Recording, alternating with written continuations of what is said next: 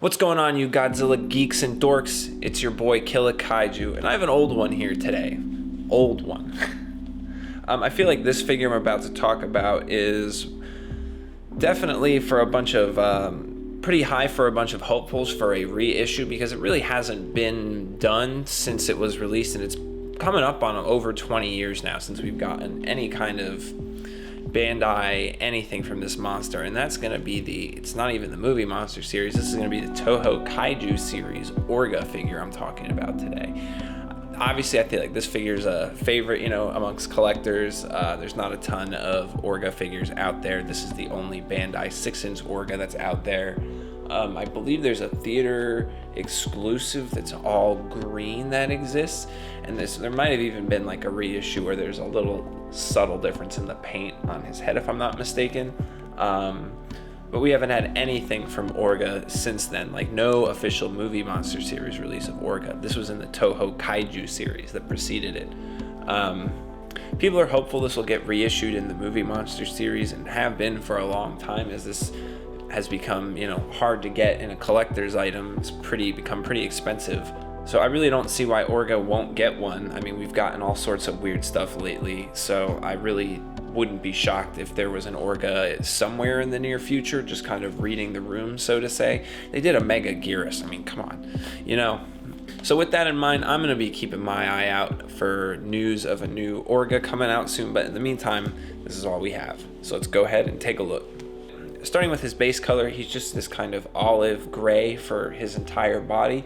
Speckled all throughout, though. We have a couple different kinds of highlights here. On his belly, we've got some white. On his head here, we've got some blue to kind of represent him absorbing Godzilla. I think that's the idea there, why it's that color. Some silver and dark black highlights going down the back and the tail. That looks pretty good. Yellow paint on the eyes and some red paint in the mouth, and even the teeth are individually painted. They're all white. He's got some nice paint on his weird looking fingers and toes, looking silver there. We got a little bit of black paint here in his blaster spot, or blaster hole, or whatever you want to call that. Some black paint on the ridges on his back here, and some silver just above the neck.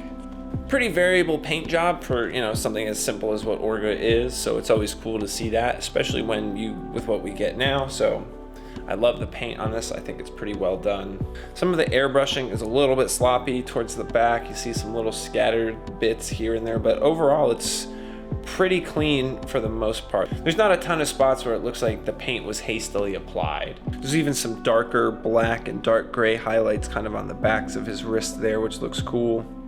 All of his claws are individually painted, which is great. Same with his toenails, or his toe claws, or whatever the hell you want to call them. His feet look good. He's even got these little warts and bumps on the edges of his feet and on the backs of his legs. In terms of articulation, we've got 5 points. His arms will go in and out. They will go all the way around if you force it past his leg. The legs will go 360 degrees. Again, you have to force the legs kind of past the arms, but they'll go. And the tail at the base will rotate around. There is a glue seal at the wrist if you wanted to break it. That could give them an extra kind of rotation point, but I don't break glue seals, so that's not something I can do. The same is true of this on his back. It can be broken and the back piece can move. But why you would want to do that, I don't know. Moving on to detail, I really like the way his kind of rib cage chest area looks. It's nice and rigid, I can run my fingernail down it. It's nice and satisfying. I especially like the way his hands look. The fingers are long and sausagey, and his skin just looks weird. I think the legs look really good too, with these plates and ridges right here on the sides. I think the back looks really good. That kind of UFO craft shape remains in this part, and we've got a bunch of just, back folds there. It looks good. Some silver plates running into the tail. The tail is very fish-like. I like the way the tail looks too. The underside even has some ridges into the bottom there, so that's pretty cool. One thing I don't particularly love about this figure is just the seam there, like I had mentioned earlier with the glue seal. It's very, from head on, it's not super apparent, but from the side, it's very noticeable, and it's just a little bit of an eyesore for me. The stamp for this figure is going to be at the base of the tail right here. 1999, Bandai, made in China, and a serial number. The stamps haven't really changed in 20 years, which is pretty funny.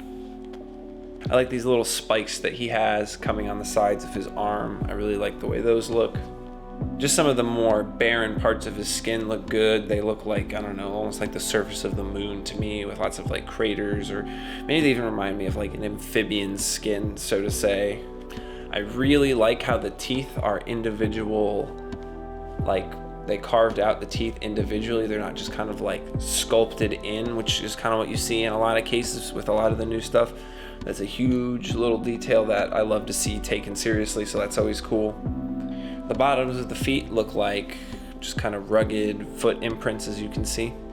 Really a pretty quality figure for, you know, its time. Here I just have some comparison shots of him with Godzilla 2000. The G16, which is the Toho Kaiju release, is the best scaling. I think some of the more recent movie monster releases of Godzilla 2000 look a little shrimpy to me in comparison to Orga. YMSF has a figure of where Orga's actually like opening up to absorb Godzilla, and that's maybe one of the only times I've ever been really tempted to get a YMSF figure. I think that one looks really cool. I just feel bad that the figure is kind of hard to find. Getting one, you know, there's not a lot available to buy, searching around, and they're usually not cheap either. I've seen like a wide range of like between like $80 to like $200 people are asking for this, which that's insane. Fortunately, I was able to get this figure a long time ago, and it wasn't nearly that expensive at the time. But we are really overdue on an Orga re-release. He really needs some love. But just kind of let's move on to my final thoughts here. Looking at the paint, I think it's really well done.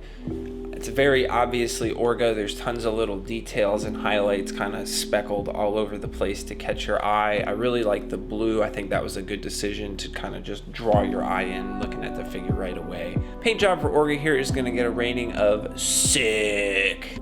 Another characteristic of this figure that's incredible is, again, the detail. Of almost every spot on his body has some kind of etching or skin mark or fold or scale, or he's just a very foldy kind of guy, and they did a good job of incorporating that detail into this figure. Like, he's got veins, he's got flesh, it's all over the place.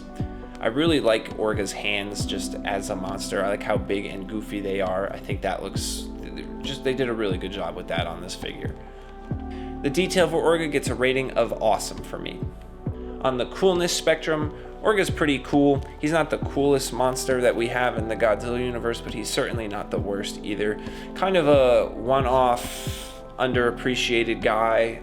The rarity of the figure might make it cooler than it really is. It's kind of hard to accurately rate it with that in mind. So for coolness, I'm gonna give it probably. Value, kind of what I touched on earlier, is gonna be a mixed bag. You're kind of at the whim of maybe a third-party seller or eBay individual to try to find this figure today. So I wish you luck with that.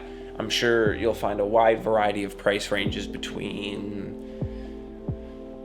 $60 on the low end and probably $200 on the high end, depending on if you want it with the tag or not. This is actually one of the few figures I don't have the tag attached. It's somewhere, but I'm coming off a move recently and I don't know where it is, so we're just gonna have to talk about that later. For anybody collecting Godzilla stuff seriously, I would say, this figure is a must-have for your collection to have any kind of representation of Orga. It's very limited.